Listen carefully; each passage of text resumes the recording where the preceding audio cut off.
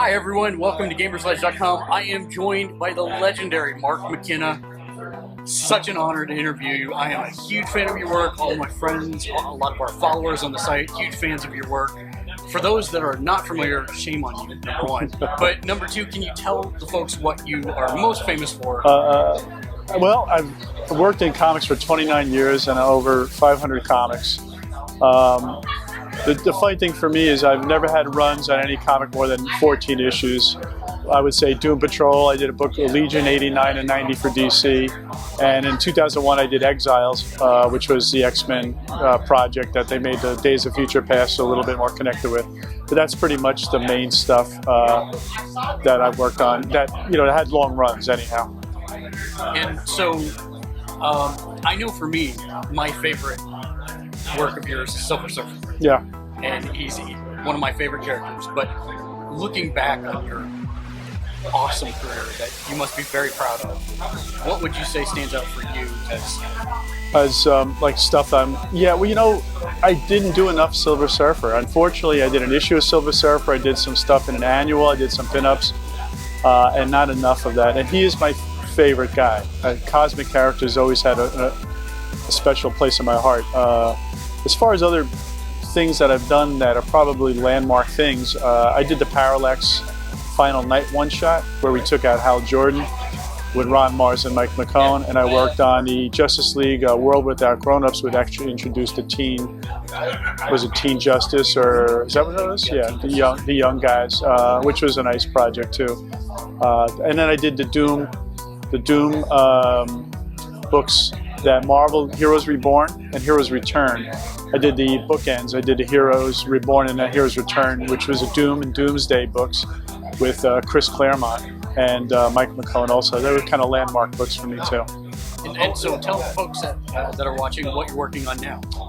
Right now, well, the last thing I worked for mainstream was I worked on Star Wars Old Republic about 2 years ago. I got to be part of the Star Wars universe, which is pretty special because then I get to do part of the Star Wars celebration.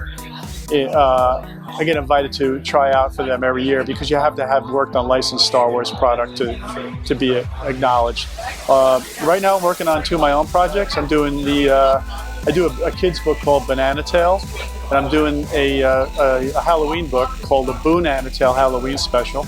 It's a 32 pages all ages comic. Started Banana Tale in the late 90s, and in 2004 I did my first book.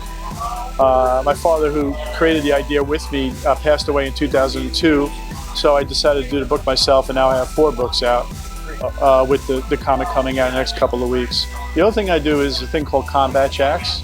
It's a sci-fi kind of a throwback to the 50s, horror movies with rubber-suited guys. But I created jack-o'-lantern monsters that are indigenous to another planet that's newly, shot into our solar system, knocked off by an asteroid, and in the same trajectory as Earth on the other side of the sun. So it's a breathable atmosphere. And I created this whole little thing that I did as a one-shot, and then IDW told me that they would collect it as a 100-page trade if I decide to continue with it. So now I went from doing a one-shot to now creating a whole universe that'll come back to Earth and things like that. So I assume like your projects that you're working on, the children's book, etc., people can buy this online?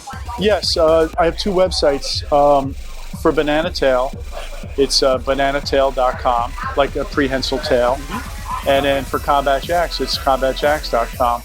And you can order the books there. You can see development stuff. I give some previews of the art. And I have another website for my own, just for a little bit of everything, is markmckennaart.com, which is just sell my prints, commissions, artwork, and things like that. And are there any other cons that you're attending here shortly? Way too many. I'm over 15 cons this year, which is probably the most I've ever done.